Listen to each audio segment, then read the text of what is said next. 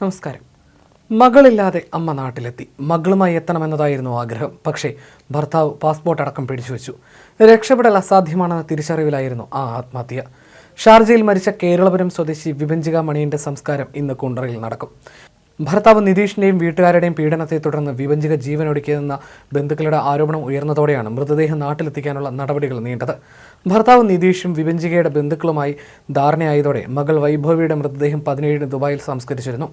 നിയമപരമായ അധികാരം ഉപയോഗിച്ച് നിതീഷ് മകളുടെ സംസ്കാരം ഷാർജയിൽ നടത്തുകയായിരുന്നു.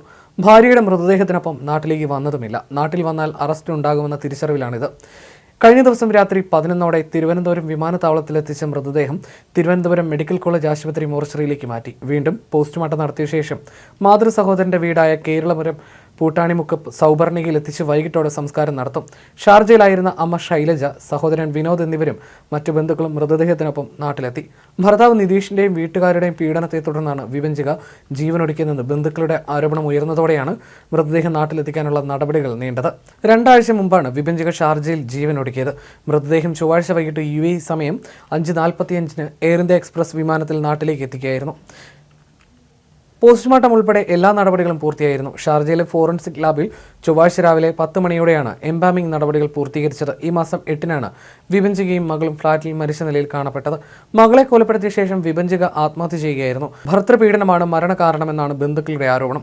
വിഭഞ്ചിക സമൂഹ മാധ്യമത്തിൽ പോസ്റ്റ് ചെയ്ത ആത്മഹത്യക്കുറിപ്പ് വഴിയാണ് ഭർത്താവ് നിതീഷ്, സഹോദരി നീതു, പിതാവ് മോഹനൻ എന്നിവരിൽ നിന്ന് കൊടിയ പീഡനം നേരിടുകയാണെന്ന വിവരം പുറത്തറിഞ്ഞത്.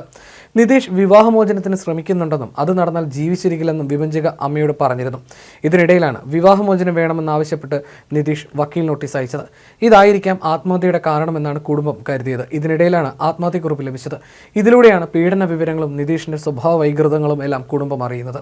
2020 നവംബറിലായിരുന്നു വിഭഞ്ചികയും കോട്ടയം പനച്ചിക്കാട് പൂവൻതുരത്ത് വലിയ വീട്ടിൽ നിതീഷുമായിട്ടുള്ള വിവാഹം ആഡംബരമായി നടത്തിയിട്ടില്ലെന്നും സ്ത്രീധനം കുറഞ്ഞെന്നും കാർ ലഭിച്ചില്ലെന്നും ആരോപിച്ച് മാനസികമായും ശാരീരികമായും പീഡിപ്പിച്ചിരുന്നതായി കാണിച്ചുള്ള ആത്മഹത്യക്കുറിപ്പ് ഫേസ്ബുക്കിൽ പോസ്റ്റ് ചെയ്ത ശേഷം വിഭഞ്ചിക ആത്മഹത്യ ചെയ്യുകയായിരുന്നു.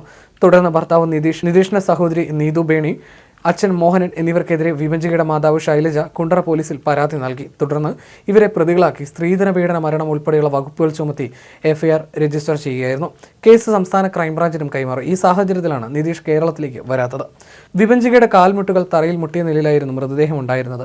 ഭർത്താവിന്റെയും ഭർത്തൃവീട്ടുകാരുടെയും പീഡനം വ്യക്തമാക്കുന്ന കുറിപ്പ് വിഭഞ്ചിക ഫേസ്ബുക്കിൽ പങ്കുവച്ചിരുന്നു. ഇതോടെയാണ് വിഭഞ്ചിക അനുഭവിച്ച കൊടിയ യാതനകൾ പുറംലോകം അറിഞ്ഞത്. എന്നാൽ ഇതിനുശേഷം ഈ കുറിപ്പ് അപ്രത്യക്ഷമാവുകയും ചെയ്തു.